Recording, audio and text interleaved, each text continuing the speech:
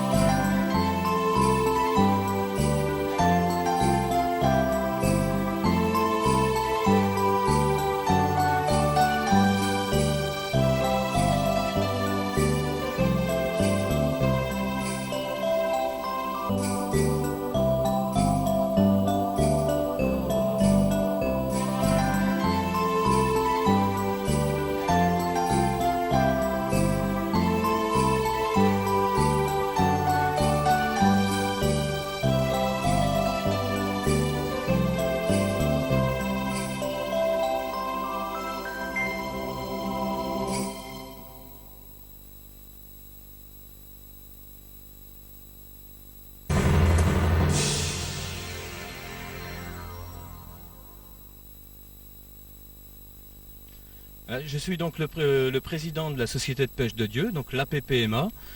Nous sommes 750 pêcheurs à Dieu, donc une des plus grosses APPMA du département. Nous sommes 20 membres bénévoles au bureau. Et donc tous les ans, nous organisons diverses manifestations. Le plus gros travail cette année a été bien entendu le contrat de Rivière-Meuse. On a tous entendu parler de ce fameux contrat de Rivière-Meuse, qui n'est autre qu'un travail d'entretien de la rivière. Nous nous sommes beaucoup investis dans ce travail, puisque nous sommes devenus aujourd'hui les partenaires de la DDAF.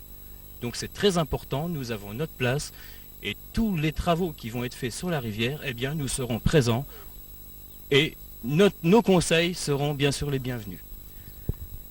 Le deuxième point, bien sûr, c'est les rempoissonnements, c'est très important. Donc nous avons fait un gros effort cette année, puisque nous avons mis dans l'eau environ 700 kg de poissons. Perches, brochets, carpes. Et truites aujourd'hui, bien sûr, pour la fête de la pêche. Et donc la fête de la pêche, eh bien, je vais y venir.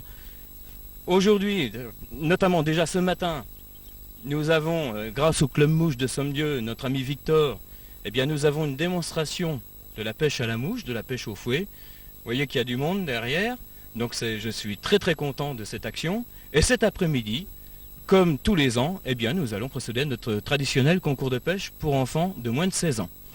Alors, j'attends autant de monde que d'habitude. L'année dernière, nous étions 155 enfants. C'est une des plus grosses manifestations dans le département, je n'ose pas dire la plus grosse. J'espère faire encore mieux cette année, je vous dirai ça ce soir. Voilà, merci.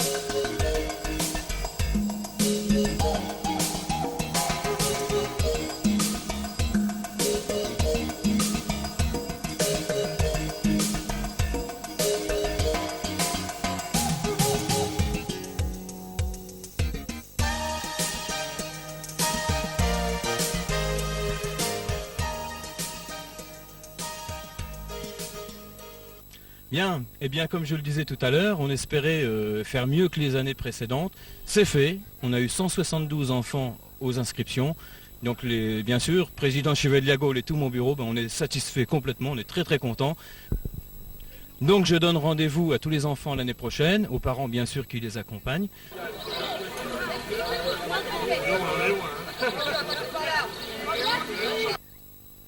Cette année, j'ai rien eu, mais l'année dernière, j'en avais eu depuis 2h30. Et puis, pas une seule touche. Ça fait 1h30 que je pêche. J'aime bien la pêche, mais les poissons ne veulent pas mordre aujourd'hui. Ils sont trop fatigués. Je pense que c'est pas d'avoir les poissons qui comptent, c'est de participer. Bon, c'est bien aussi d'en avoir. C'est pas grave.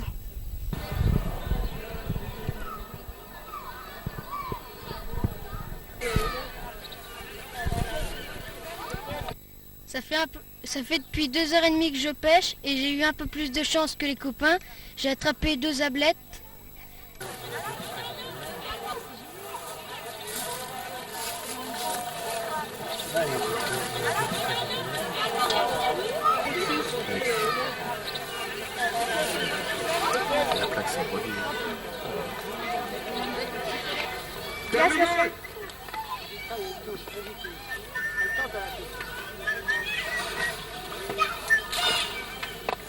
L'eau est trop chaude alors. Oh mais ça faut la prendre par l'eau, ça faut pas. Ah oui, gardez l'eau, attends, puis tu vas remonter. L'autre elle a remonté.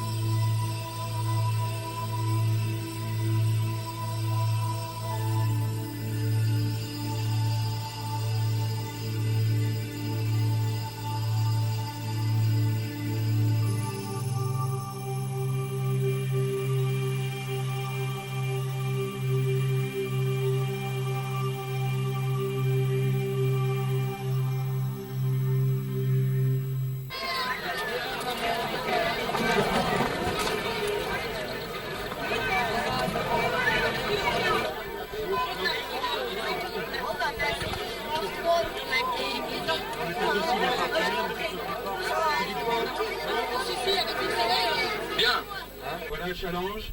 Vous le ramenez l'année prochaine, d'accord?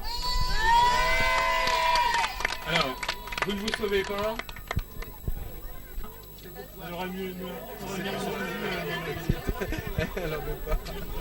C'est un garçon. J'ai demandé tout à l'heure.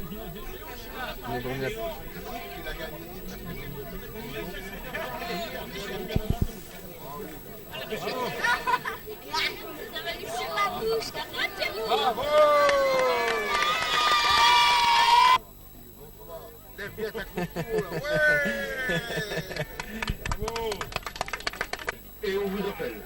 Voilà. Et nous on sort, on a fini notre travail.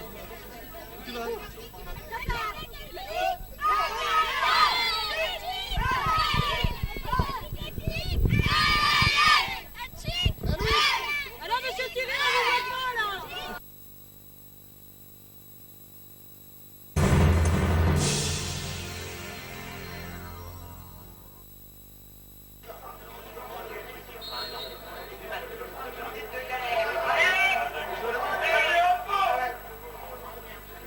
La belle aventure des minimes de l'entente Dieu sommes Dieu s'est terminée le samedi 15 juin au stade de Marbeaumont. Après avoir éliminé successivement Stenay, Montmédy puis Saint-Miel, ils ont dû s'incliner en finale de la Coupe de Meuse face au Bac qui évolue en division supérieure. Le score de 3-0 reflète assez bien la physionomie de la rencontre, mais les dirigeants et l'entraîneur n'ont pas à rougir de cette défaite.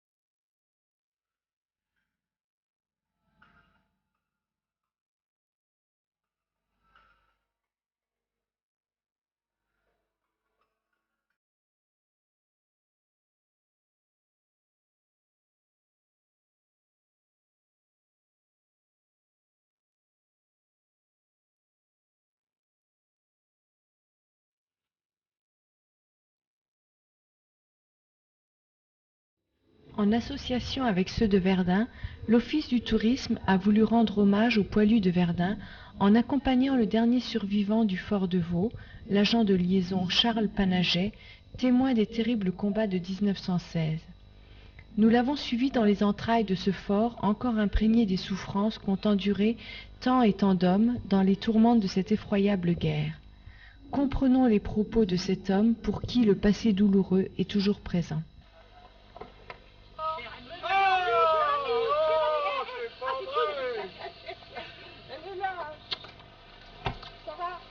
Bien dormi? Bien. Oh, bien. Oh là là là là là. Il est blond, monsieur? Non, mais le bras tombe. Ah, mais non, c'est pour parler. Oh, il parle. Tout de suite après la guerre, je revenais 2 fois par an ici. En voiture, de Lyon. Qu'est-ce que ça vous fait aujourd'hui de revenir ici? Ah ben, ça me fait quelque chose de me retrouver devant vous tous, là. Et vous savez, c'est un peu vexant. On dirait que je suis un... je sais pas, un sauvage.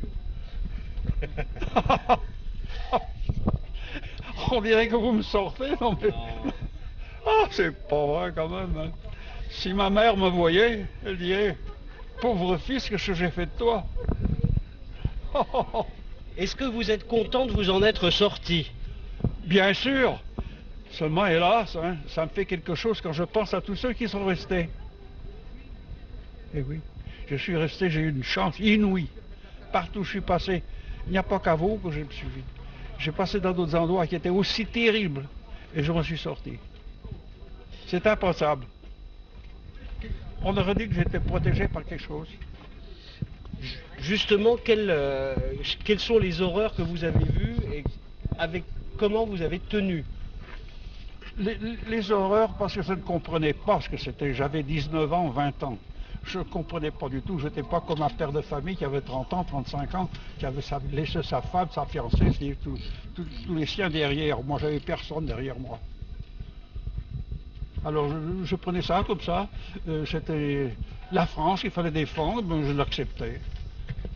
Tous les jeunes qui étaient de mon âge, nous avions cette mentalité. Vous ne vous posiez pas de questions? Vous ne vous posiez pas de questions? Non, non, non, non, à mon âge, on ne se pose pas de questions. Ceux qui avaient abandonné leur famille, leurs femmes, leurs enfants, les frères, les sœurs, mais des gars comme moi qui étaient tout seuls, vous savez, on prenait ça comme ça. Alors, Monsieur Panaché, quelle était votre mission au Fort de Vaux? Qu'est-ce que vous faisiez il y a 80 ans? Agent de liaison. Expliquez-moi un peu ce que c'était. Agent de liaison. Alors ici, agent de liaison, ça veut dire quoi? Porteur de pli. Le commandant Rénal me faisait remettre un pli par son planton pour porter à l'état-major qui se trouvait dans ces bois là. Il fallait que je porte les plis, bon gré mal gré, il n'y avait rien qui arrêtait, il fallait y aller. Porter les plis, l'autre qui m'en donnait pour rapporter au commandant Rénal, c'était mon emploi. Je suis rentré que 2 fois ici dans le fort. Le commandant Rénal ne nous laissait pas rentrer. Il gardait ses plantons à lui, qu'il connaissait, parce qu'il y avait déjà des tricheurs. C'est-à-dire? Des gens qui voulaient savoir de combien de soldats étaient gardés prisonniers là-dedans. Les soldats qui étaient tous là-dedans. Et ils mouraient tous. Il avait la diarrhée, il avait tout. C'était lamentable de voir tout ça. Alors, est-ce que c'était votre mission était-elle dangereuse? Quels étaient les risques? Ah, c'était très dangereuse parce que personne ne voulait la faire cette mission. Moi, j'aimais la liberté. Elle n'était pas très drôle, ma liberté. Mais enfin, j'aimais ça. Je n'aimais pas me mettre avec un fusil et attendre un trou déterminé. Là, tu vois, s'il passe les Allemands là-bas, tu vas tirer dessus. Ça ne m'intéressait pas, moi, ça. C'était voir la vie qui se passait tout autour de moi. Voilà ce que j'aimais. Vous dites que vous avez eu beaucoup de chance parce qu'il y avait des mines, parce qu'il y avait des tireurs embusqués. Oui, des tireurs embusqués et qui n'étaient pas pour nous protéger. Ils étaient maquillés là-dedans, sous des faux noms. Qu'est-ce qui était le plus dur pour vous durant cette guerre? Ce qui était le plus dur pour dire, c'est la soif. C'est la soif qui était le plus dur. La faim, non. Écoutez, j'ai même pris une cuite, moi, pendant la guerre de Champagne, en 1917. J'ai pris la cuite. Tellement j'avais soif, comme étant en liaison, je portais des plis et je rencontre un petit tonneau qui était haut comme ça, tout neuf. Je dis, tiens, qu'est-ce qu'il a ce tonneau? Je le touche, il était plein. J'avais tellement soif que j'ai défoncé le tonneau dans un trou d'obus parce que c'était pas de la terre, c'était de la craie. Le vin ne s'infiltre pas. Alors je me suis couché sur le ventre et j'ai bu comme, comment vous dire, comme un fauve. J'ai bu et j'avais la cuite. Mais néanmoins, j'ai rempli 6 bidons de 2 litres. Avec des bidons que j'ai trouvés autour de moi pour porter aux copains qui m'attendaient, eux aussi avaient soif. Est-ce que vous avez rencontré des soldats allemands? Et dans quelles circonstances? Les soldats allemands, je les ai rencontrés, mais je les ai fuis. Je les ai rencontrés en allant chercher de l'eau, parce que nous allions à la même source chercher de l'eau. Mais quand j'ai vu que c'était... Je ne les ai pas vus, mais j'ai entendu parler. Alors je me suis dit, ça, c'est pas des Français. Alors j'ai dit aux copains qui étaient avec moi, demi-tour et en vitesse, rentrons chez nous. Et qu'est-ce que vous pensez des Allemands 80 ans après? Vous savez, je ne vais pas vous le dire ce que j'en pense. Pourquoi? Parce que je ne l'aime pas. Ils vont toujours le même. Pourtant, les soldats allemands ont connu les mêmes difficultés que vous. Oui, mais ce n'étaient pas les mêmes gens qui les conduisaient. Il y en avait pour et il y en avait contre. Donc pour vous, ça reste quand même l'adversaire? Oh, moi, oui, vous ne pouvez pas me sortir ça de la tête. Je vous dirais qu'un jour, quelques années après la guerre, j'avais une voiture, je suis venu à Verdun.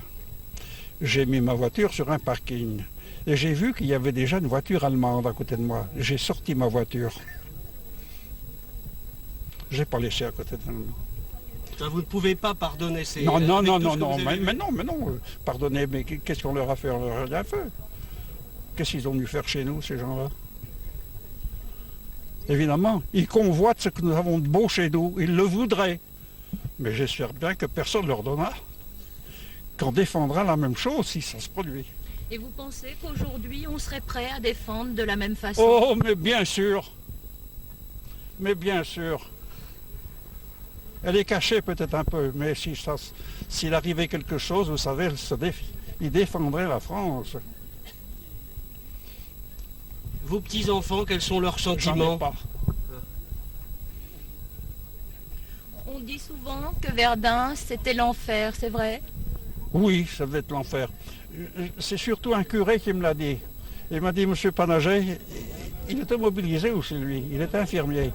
Il m'a dit, monsieur Panaget, ici, c'est l'enfer, c'est l'enfer. Et il criait bien haut et bien fort, C'était l'enfer tous les jours. tous les jours, jour et nuit. Qu'est-ce qui était le plus dur? Les obus qui